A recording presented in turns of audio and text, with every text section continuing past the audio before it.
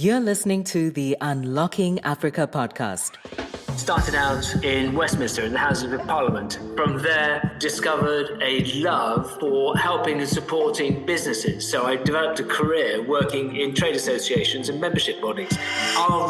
I see our role very clearly, is to encourage businesses to trade cross borders, to encourage UK businesses to trade with Africa, and indeed to support and encourage African businesses to trade with the UK and elsewhere. I don't think that there is any market that Africa or African nations can't develop a leading role in international trade. Stay tuned as we bring you inspiring people who are unlocking Africa's economic potential. You're listening to the Unlocking Africa podcast with your host, Tessa Adamu. Welcome to the Unlocking Africa podcast, where we find inspirational people who are doing inspirational things to unlock Africa's economic potential. Today, we have Marco Forgione, who is the Director General of the Institute of Export and International Trade, which is a professional membership body representing and supporting the interests of everyone involved in importing, exporting, and international trade. Welcome to the podcast, Marco. How are you? Tersa, thank you. What a great introduction. And I'm really well this early part of 2024.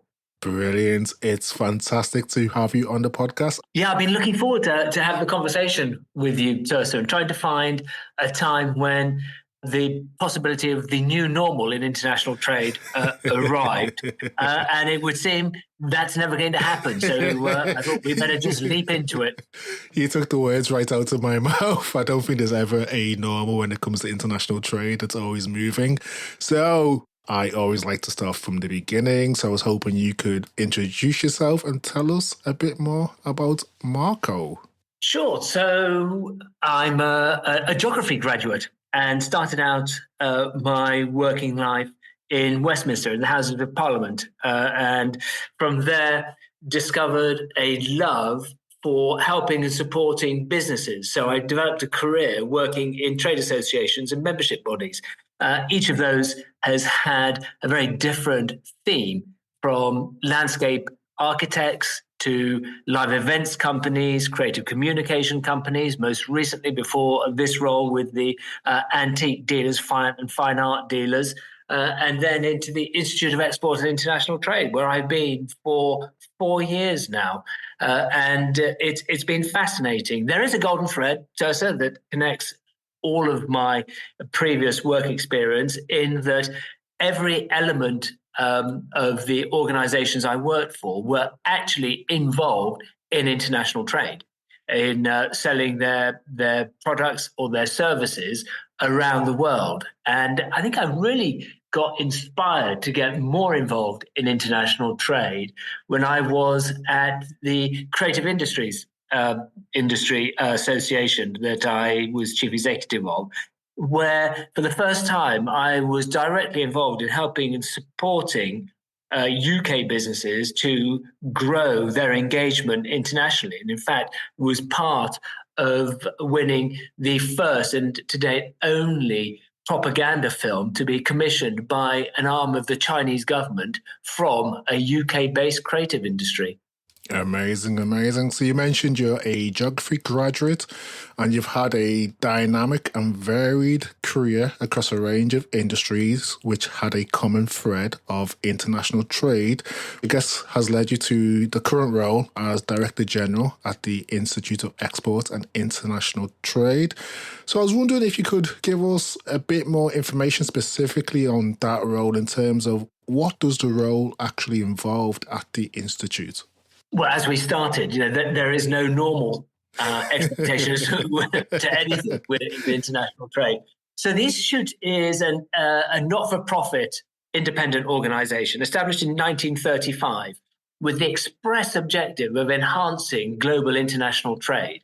And we do that through qualifications, so formal qualifications from level 2, entry level, to level 7, master's degree level. We provide consultancy, we provide short courses, we provide training in-house and public training, and we help engage with policymakers and regulators to establish an environment whereby healthy, compliant international trade can take place.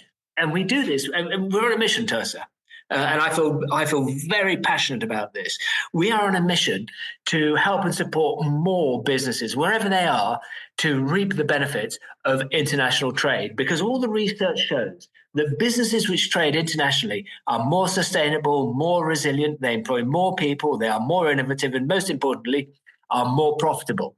And so if we're looking at how do we deal with some of the most significant challenges humanity faces, whether that's health inequality or exclusion from education or economic exclusion, the only way we're going to do that is by nation trading with nation, by businesses trading with businesses, wherever they are. And we live in a global marketplace. So our role at the Institute of Export and International Trade is to provide the knowledge, the skills, to hold the hands of businesses and entrepreneurs so that they can reap those incredible benefits of being involved in international trade and growing their global footprint. Fantastic. So you kind of mentioned that the Institute represents and supports the interests of businesses involved in international trade. As this is the Unlocking Africa podcast and the Institute is UK headquartered, how do you perceive the current opportunities for businesses in the UK with regards to trade in Africa? I think there are huge opportunities for UK businesses to trade with the nations in Africa. But I think it's also more important for me, and this is something I feel passionately about, is the opportunity for African-based businesses to grow their trade internationally, and be that trading pan-African as well as trading internationally beyond the borders of the African continent. And our role, as you've highlighted, is to support international trade. We are UK headquartered, but we are not UK focused. We are internationally focused. We have an office in Kenya. We're currently delivering projects in Ghana, Nigeria, and Kenya. We collaborate with the International Trade Centers, which is a part of the WTO, on a Pan-African qualification around international trade and customs. So our objective is to ensure that businesses, whatever size, whatever scale, wherever they're located, have the means, the capability, the tools to trade cross borders. And I think the biggest opportunity is for Pan-African, for that trade across Africa, and then for those businesses to trade across borders internationally. You mentioned that you're seeing more opportunities and interest for African businesses to trade internationally and Pan-African. So you have offices in Kenya and Nigeria offering the suite of courses that you provide. So are you seeing an increased interest in terms of the discipline of international trade in those markets? Yes, we are. And at a number of levels. There are the businesses themselves that are maturing and moving from being a micro business to a small or medium enterprise. And they're definitely looking at cross-border trade. But we're not leaving it to chance. So we collaborate with the World Trade Organization, the WTO, on two particular initiatives. One is called the MSME program, which is Micro, Small, and Medium Enterprise Program, whereby we provide our knowledge and expertise to support those startup entrepreneurs in the developing, lesser developed countries to understand how they can exploit the benefits and reap the benefits of international trade. We also support the She Trades initiative, which is specifically targeting female entrepreneurs, female-led businesses around the world to encourage them to engage in international trade. And when you look at the profile of small businesses in Africa particularly, you see that there are a large number that have female leads, and they face a number of additional challenges and hurdles to engaging in international trade. So we are looking to break down those barriers and to ensure that every business, wherever they're located, whoever leads them can benefit from international trade. So, considering your interest in the Institute's role in boosting bilateral and equitable trade, what strategies do you believe can be employed to enhance trade relationships between, say, the UK and different African nations? I think one of the biggest challenges for access to EU or American marketplaces for African-led businesses is understanding the standards requirements for the trade. So I think as a priority level, what the EU, what the UK, what America needs to do is to support businesses to go through the process of establishing and embedding standards and quality into the products to make sure that they can then trade seamlessly into those marketplaces. Because there's huge potential to grow that trade out of Africa into the Europe, UK, and America. And one of the blockers is not necessarily even about understanding the customs processes, procedures, or the forms that are required, or the issues of compliance. The point that needs to be addressed is the standards and making sure that the products, the goods that are being manufactured meet the import requirements of those nations. And investment there would really make a huge difference, which is why we work so hard in Africa with the support of Afrexim Bank and others to help educate the business leaders in Africa over how they can meet those standards and regulatory requirements. Fantastic. So you've discussed promoting best practices and increasing standards and knowledge when it comes to trade. So if we look at trade specifically within the continent in terms of the African Continental Free Trade Area Agreement, what impact do you believe this agreement will have in terms of the trade dynamics and business practices, particularly for UK companies who are looking to trade within the continent? I think there's tremendous benefit for UK businesses because it gives you access to the whole of Africa on a clear access to the continental free trade area. So that simplifies trade from the UK into Africa. But what it also does is act as a spark to grow that intra-Africa trade, which is going to be key to the growth and development of the African nations. That trade across borders in Africa, growing that as a priority has to be a key aspiration of the AFCFTA. And you can see not only through the agreements with regards to customs facilitations between the nations, but also free movement of people, which is essential for the development and growth of trade and services, is going to be key to Africa. What all those agreements do, or that a positive move does, is to make African nations much more attractive for foreign direct investment. Because by investing, say, in Ghana or Kenya or DRC, you have the potential then to access the whole of Africa. And that is hugely appealing. With that in mind, are there any specific initiatives or programs that the Institute has in place to equip its members with the skills and knowledge that is required to capitalize on the opportunities presented by the free trade area? We do a huge amount of engagement, both with our 7,500 members and our much wider community of tens of thousands of businesses with whom we collaborate on a regular basis. We run webinars, we have training programs. We also use the incredible insight and knowledge of our teams who are based in Africa, and our collaborations with organizations like the ITC, Afrexim Bank, the AFCFTA Secretariat. And indeed, in a couple of weeks' time, I'm off to Accra in Ghana to hold the next session of our engagement in the activities in West Africa, and also to meet with leaders in international trade and Pan-African trade in Africa. So we look to use the knowledge and expertise, very practical knowledge and expertise of our team of experts, over 180 people who are members of who work for the Institute, our collaborations with key partners to act as evangelists for the benefits of trade with Africa. So I guess it's clear that the Institute has an increasing interest in Africa. From your day-to-day work and what you see going forward, what value do you believe the Institute can add to businesses that are seeking to engage with African markets and economies? Justin, I'd just to say that you do a huge amount to promote the benefits of trade in Africa. Thank you. You are absolutely a leader in promoting the benefits and encouraging trade with Africa. And I'm really delighted to be able to spend time with you and to highlight, further endorse your view that trade with Africa has the potential to reap huge benefits, both for the communities, the nations of Africa, but also for UK businesses.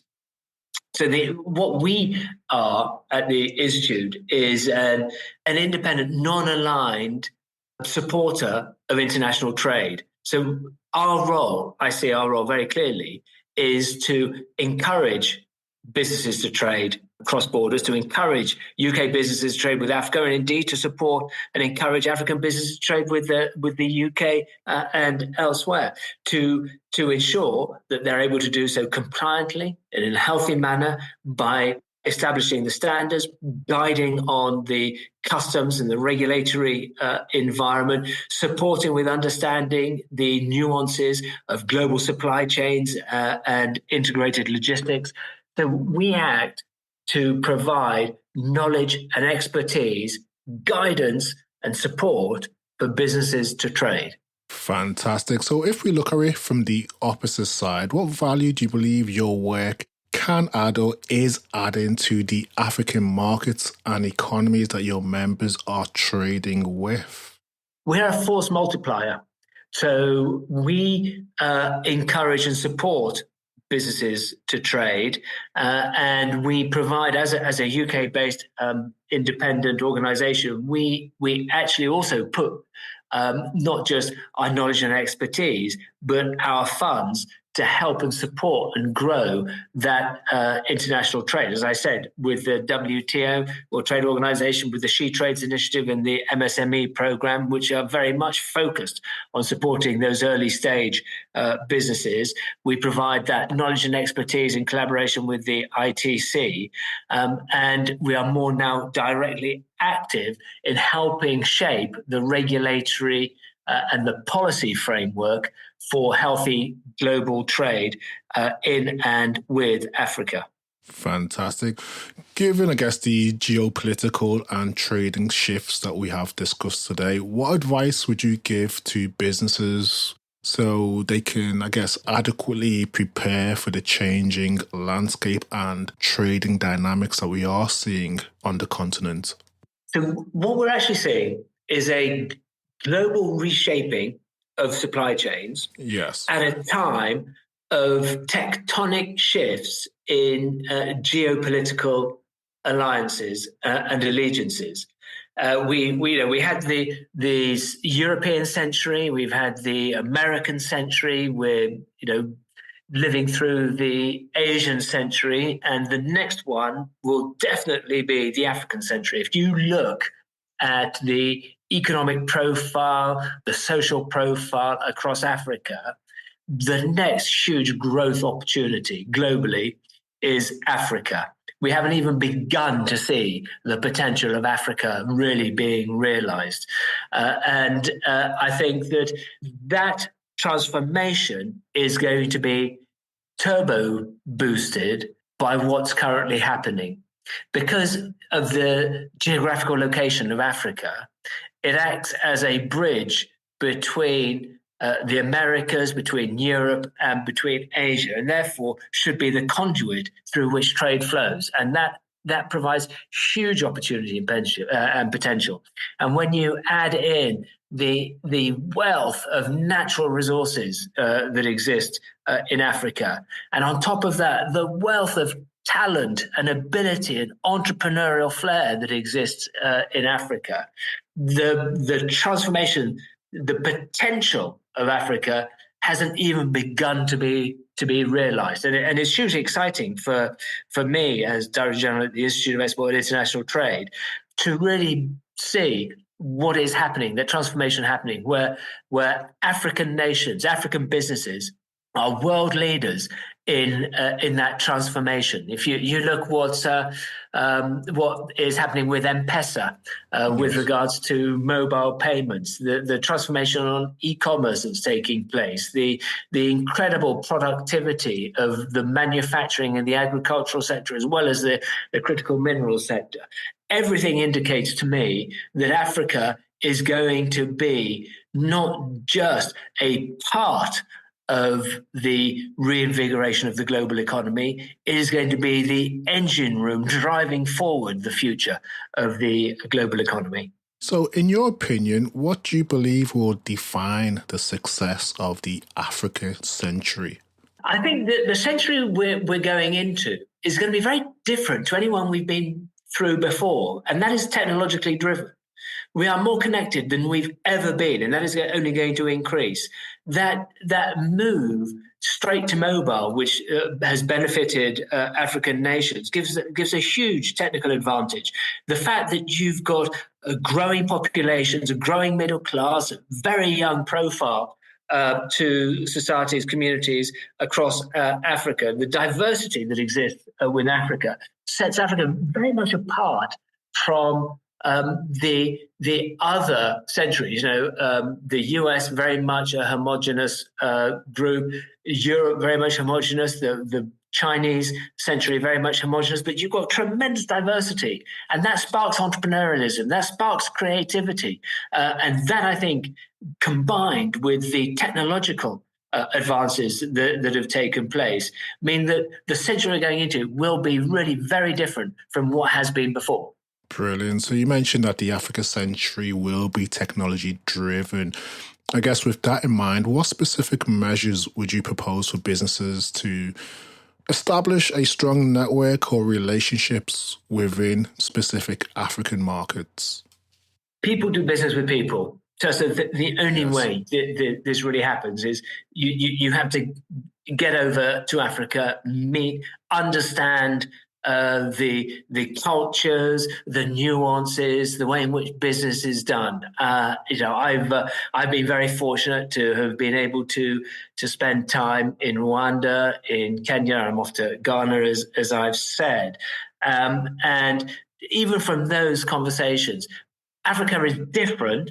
To each nation is different from the other, but there is a great cohesion to Africa. And I think that what the Secretariat is doing is brilliant, the way in which the African nations have come together and are driving that forward, that moving that the initiative of the Continental Free Trade Area forward at pace is going to be important, but making sure that is done in a way that supports, encourages, and enhances trade facilitation, ease of doing business.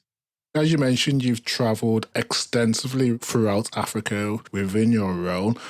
Are there any misconceptions that you had about Africa before joining that have been dispelled during your time with the Institute and working quite closely within the continent and traveling quite wide? So I'm rather fortunate, Tessa, as you can guess from my name, that I don't have a UK heritage. My heritage is Italian and actually Danish. So my mother is half Danish. My father is Italian. And when I was younger, I was fortunate to do quite a bit of traveling separately. I didn't go to Africa, but I traveled separately. So have not gone to my visits and journeys in Africa with any real preconception other than a commitment to be open-minded and to embrace the culture, the opportunities that exist in Africa. So I've really enjoyed my visits. I didn't really have any particular preconceived senses of what they were going to be like, other than the visits I've been on have been very different, but each of them truly brilliant. Fantastic. I guess during your visits, Are there any countries or markets which have stood out where you see huge potential in terms of international trade opportunities? In Africa, I think every nation in Africa has huge potential and opportunity, both to benefit from intra-African trade, but also to grow their international trade. And whether that's from agriculture, whether that's minerals, extractive industries, whether that is the development of services or technological products and services. I don't think that there is any market that Africa or African nations can't develop a leading role in international trade. It is a rare wealth of natural resources, of opportunity, potential, and indeed from human capital. The quality of the entrepreneurship that exists in Africa is exceptional. Whether that's the development or exploitation of critical minerals that support the transition to net zero and the green economy, I was with the High Commissioner for Namibia recently, who was talking to me about the green hydrogen projects that they have in Namibia. Now, these are world-leading opportunities and the very cutting edge of industrial processes. So Africa has nothing to fear from the future and everything to embrace. I guess sticking to what you do and your day-to-day role, a lot of your work involves collaborating with governments and other stakeholders. So we know we're coming towards upcoming elections in the UK and globally. So with the work that you do with the Institute, how are you planning to collaborate with governments and stakeholders to ensure the interests of businesses that are involved in international trade, especially within Africa? Yeah, so we are studiously non-political or partisan. So our work with politicians is to ensure that in their role as policymakers, they understand the importance of healthy, compliant international trade and the reforms required to ensure that they inspire and encourage businesses to trade internationally. We work with regulators to ensure that the landscape for international trade, the processes and procedures, are as simplified as possible, as facilitated as possible, and work to encourage and inform businesses around how they can comply with the requirements and then trade effectively and compliantly. You mentioned that there are a lot of elections, including in the UK for this year. I think somewhere between 50 and 60% of the global population will go to the polls this year, and the elections have already started and will run throughout the course of this year. So we stand at a point of genuine shift and change in global politics. And that's happening at a time when the two largest economies, the US and China, are consciously going through a program of both trying to decouple, then trying to recouple, and then decouple again. And that is destabilizing to the global economy. When you've got the number of elections taking place, that in itself adds a factor of destabilization to global trade routes, because what business wants, business needs, is stability, certainty of what the rules of engagement are going to be. So this year, unlike any other, is going to be one of uncertainty, possible destabilization. When you look particularly with what's happening in the Middle East currently, that in itself is having an impact on global supply chains. So I think the only thing we can say with certainty, Tersa, is that this year is going to be an uncertain year. I agree. So going back to something that you mentioned earlier on, you mentioned obviously the suite of qualification and training offered by the Institute. How do you believe these resources can contribute to preparing people for the changing dynamics and uncertainty that we are seeing in international trade? Knowing the rules and regulations is more important now than ever, because at a point where supply chains are disrupted, and we're seeing that when supply chains are going through a process of reshaping, which is as a result of what happened during COVID, and when there are disruptions that are either environmental or political, which we're seeing now to global supply chains, making sure that you know how to trade and what the requirements are is more essential than ever, because the last thing you want is to create a delay or a problem for yourself by accident. So that understanding how to trade is really important. And look, none of this is massively difficult. I don't want people to be put off thinking that there's a huge mass of bureaucracy and complexity to international trade. There are things you need to do in order to trade compliantly and healthily. But once you know what they are, it's quite simple just to comply. But make sure you know what the rules are before you start. And as well as the elections we've spoken about and the disruption to global supply chains, we've also got new rules and regulations coming in. So the EU, for instance, with its carbon border adjustment mechanism and the deforestation rules and regulations and the anti-slavery and anti-forced labor requirements in reporting. All of these are additional areas of compliance that you need to understand. Don't be put off by them. You need to understand what they are. You need to understand what that means for you as a business and how you need to respond to it. And then once you've got that knowledge and expertise, you'll be able to trade without fear or favor. And our role at the Institute of Export and International Trade is to make sure that you, as business leaders, and your teams know how to comply, understand what the rules are, and therefore are able to take advantage of that global trade. And if you do and competitors don't, that gives you a huge advantage. So with the changes in global international trade, we are seeing a change in the requirements for international trade professionals. For people who are looking to enter the industry, any advice or tips in terms of how to position themselves professionally? What should they be looking out for? What should they be reading? What content should they be consuming?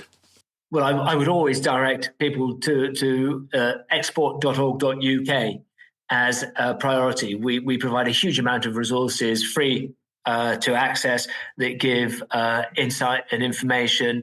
You can sign up for our daily bulletin and our weekly roundup, which provides insight and information. Of course, I would encourage anyone who's interested in international trade to study, to get the qualification, to access the training, because having a professional qualification in international trade sets you on a fast track to not just a really rewarding career, but to a high-value, long-term, internationally recognized qualification in the most amazing sector that there is. So getting the qualifications in international trade means that you are not only building your career potential, but you are also helping businesses in your community and internationally to grow their businesses and to support their teams and their communities. There could be no more rewarding career, I don't believe, than international trade. As I look back over the work that I've done over the last 30 years or so, it's clear that I was always going to end up working in international trade because it meets all of my professional and also personal objectives about trying to encourage and support individual development, community growth and enhancement through international trade and the benefits, as we've said, of businesses which trade cross borders being more sustainable, more resilient, more innovative, employing more people and being more profitable. I agree, because I completed the level 5 diploma through the Institute last year. Brilliant. As you know, we hold an international graduation event at Mansion House in the City of London, where we celebrate the successes of all our graduates and students. And that is a truly international event. And those who can't make it, we certainly make sure that they receive their certificates. And it's brilliant. At the Institute, we've got a network, a community of tens, if not hundreds of thousands of graduates around the world who have studied with the Institute and built their careers based on the qualifications, the training, the knowledge, the insights that have been garnered by collaborating with us. And we learn from our graduates as well.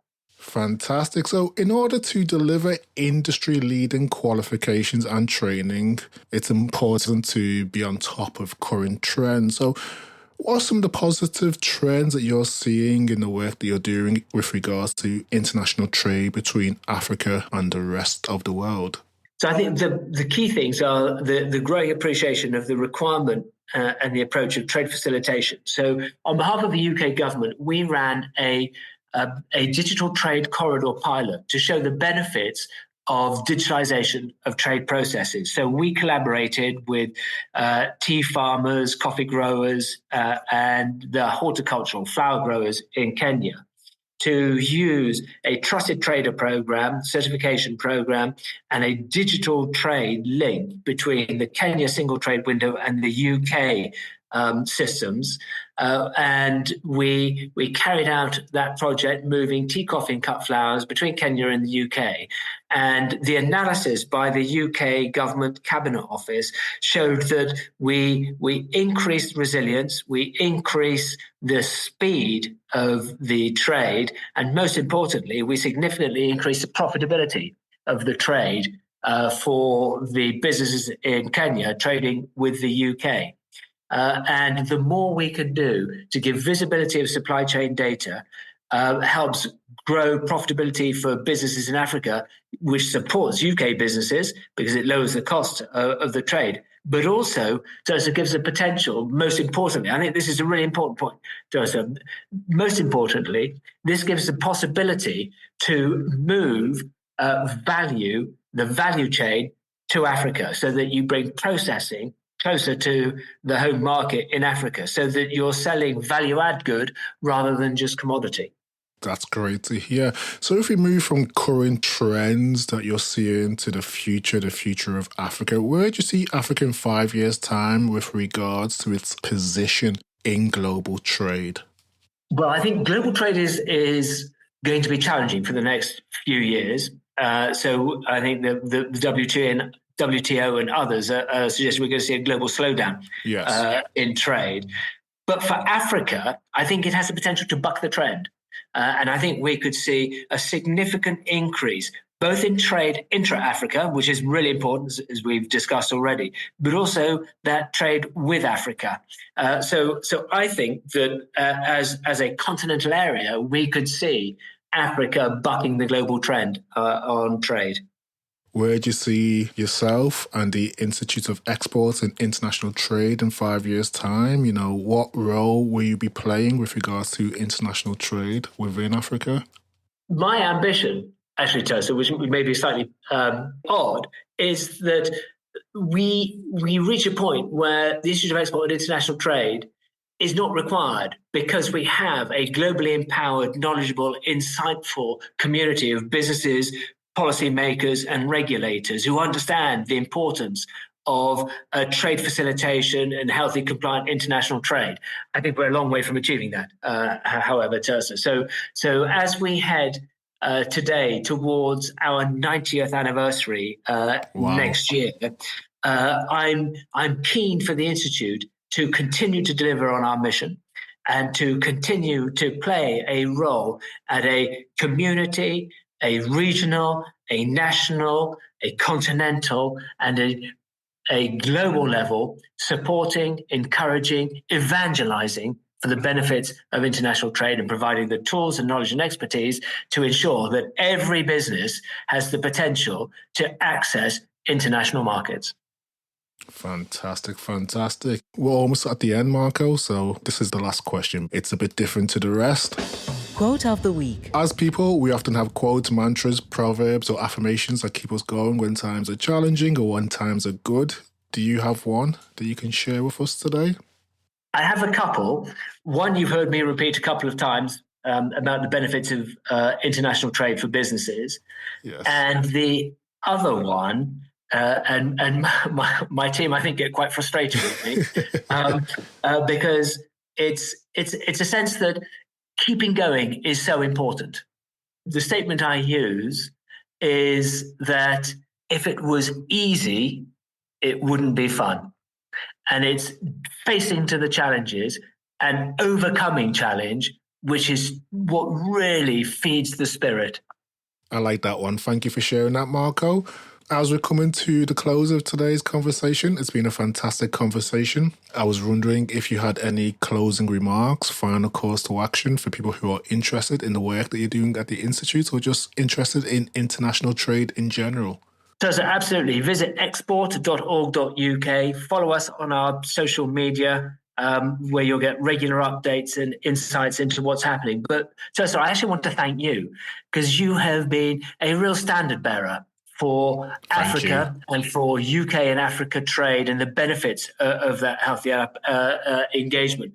And I'm just really pleased to have the opportunity to sit down and have a chat with you. As you say, promised for a while, we finally managed it. Yes, we did. And I think that, the role that you play here, not just with this podcast, but more generally, is really important. And people like you, Tirsa, we need more evangelizing for global trade and particularly for the potential for Africa in that pantheon of global international trade.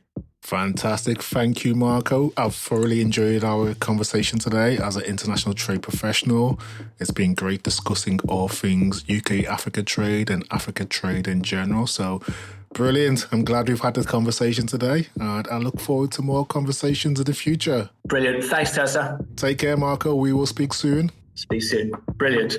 Bye-bye. Thank you to everyone who has listened and stayed tuned to the podcast. If you've enjoyed this episode, please subscribe, share, or tell a friend about it. You can also rate, review us in Apple Podcasts or wherever you download your podcast. Thank you, and see you next week for the Unlocking Africa podcast.